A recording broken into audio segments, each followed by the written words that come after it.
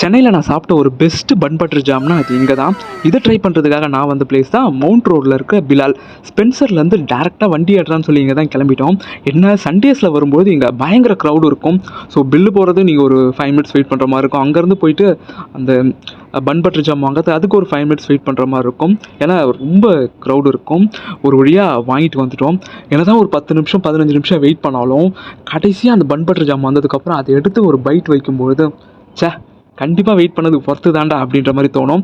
First time பார்த்தீங்கன்னா நான் ஈசிஆரில் try பண்ணியிருக்கேன்.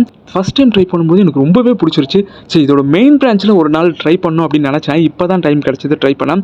அதே மாதிரி இந்த ரோஸ் மில்க் சொல்லியே ஆகணும். அந்த சப்ஜா சீட்ஸ்லாம் போட்டு அப்படியே எடுத்து ட்ரிங்க் பண்ணும்பொழுது வாவ் அப்படின்ற மாதிரி தான் இருந்துச்சு எனக்கு.